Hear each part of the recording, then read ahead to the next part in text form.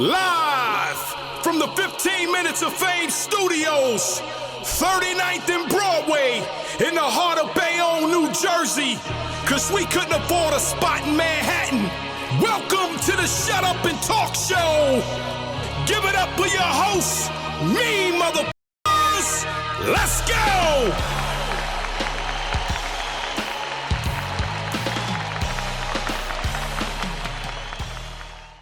Look, I'll tell a story.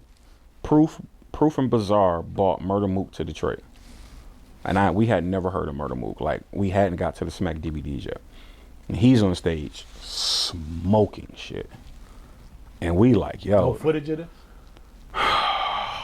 No, but I'm gonna tell you how. I'm gonna bring it back together and tell you how it all, like, how we remembered it. So I'm sorry. Is that the first time Mook comes into Detroit? Yes. Wow. Yes. I like this. Let's go. Mook's smoking shit. I wasn't battling that night. I was in the crowd, and like the people that I know, like we're still in the moment freestyle ass niggas, and we're thinking everybody else is too, and we looking at him like, yo, I've never seen a rapper as good as him. You said he's smoking shit, so he battled that night. Battled more than one for sure. person. I'm gonna tell you. I'm finish telling the story. Okay, I'm ready. I'm starting. Finish telling the story. So Proof is hosting and Mook is smoking shit. I'm legitimately in the crowd. Proof say, Marv, man, come up here and smoke this nigga. I was like, what? Watching him smoke everybody. Yo, he went through like 3-4 people. Right. I'm like, God damn, he's the best rapper I've ever heard. How is he not? So I went up there freestyling and he beat me, like, with some writtens. There's a dude from my city named Swan who was like, before I came into the scene, he was like the guy. You know what I'm saying? Proof looking to the crowd again. Hey, Swan, man, come up here, man. Somebody gotta. And Swan went up there and spit writtens with Mook. Maybe like 4 or 5 rounds, and his freestyles were good. Like, but Mook was the first time I seen a nigga that just looked unstoppable. Damn. So after that battle, Proof had an office downtown. I went to the office downtown, and he's playing Smack DVD, and I hear the bar. Last Smack, my watch was out in Switzerland, or something just came from Michigan. I was like, oh shit, I know that. And he was like, I was like, yo, that's dude, like, he was spitting writtens, which was forbidden in my mind at the time. I was like, oh shit, he's spitting writtens? And Proof was like, yeah. And I felt set up. I was like, yo, why would you do that? And Proof told me, he gave me, I never went into a battle and prepared again after this. Proof told me, he said, yo, you're going to war. Like you take your best weapon and go to war. If you're a better writer than you are a freestyler, then you write. Right. If you're a better freestyler than you are a writer, you freestyle. But you take your best weapon and go into war. Like, I was living by a code that I thought all of us lived by, as opposed to doing what was best for me. So when I found out, oh, like, we can write raps, I was like, oh, I can do this, because I feel like my pen is better than a lot of people. I was like, oh, I can do this.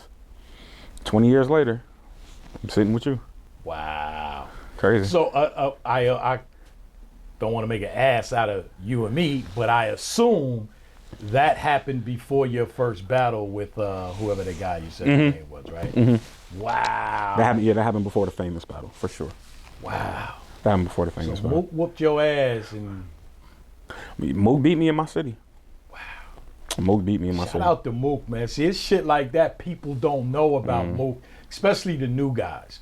You know, the new fans, I mean. Yeah. They don't understand that, because when Mook, quote unquote, I guess, came back into battle rap, you had a lot of new fans that didn't know Mook's history. I think it's crazy. I think it's crazy. Like, I didn't know this story. Yeah. This is like the first time I heard that story. I think it's crazy for people. Like, I understand how easy it is to be a prisoner of the moment. You know what I'm saying? I understand how easy it is to be like, oh, this is the new hot thing, so this has to be the best. Right. Murda Mook is the logo of battle rap. Respectfully. Rex always says he should be, what's my man's name on the NBA? Jerry West. He said he should. Mook is the logo of battle rap. You may not like him. There may be people who are better than him now. But at that time, for a long time, whenever people mentioned battle rap, it was synonymous with Murda Mook. That's a fact. It really was. That's a fact. And Mook really didn't. And Mook is one of the niggas who didn't. He he didn't lose a step, and he learned how to adapt really quickly. That he did. He learned how to adapt really quickly. I always give him his credit for that. You know what I'm saying? Yeah. I still think I think Rex is the greatest, but I do think Mook is probably the logo. And a lot of people forget Rex was putting in the work before Mook was. Rex was that nigga on the street before actually Mook too. So. And Rex is the only, and I say Rex is the GOAT strictly off of he was the only nigga from my era who didn't take a break. All of us took breaks. All of us was like, okay, I want to focus on music now. I got a deal or yada yada yada. Rex put in pain for years. It's still going right now. Now he had a bumpy spot. But I think if people take into consideration what started that bumpy spot, you know what I'm saying? Because I'm one of the people who think he should have never battled Clips that day. I think he didn't want to battle Clips that day, but it was like he was trying to do the right thing. I'm one of the people they should have gave him some grace. And yeah, that's the first scar that Rex had. Other than that, it was like yo, and shit. You know, battle rap. Once you get a scar, it's like it's hard as hell to cover that scar up. Oh yeah, once you look human, it's a lot of niggas. It's Yes. a lot of niggas from my era who look human now. Yeah, They bled. Yeah, And now niggas ain't scared of them no more. but he's still, whether battle or rapping, he's still one of the fucking greatest of all time. So I agree. shout out to my man Randy Watson. That's crazy. My nigga. That is fucking crazy. 15 minutes of fame. You are now listening to 15 Minutes of Fame Radio. Let's go.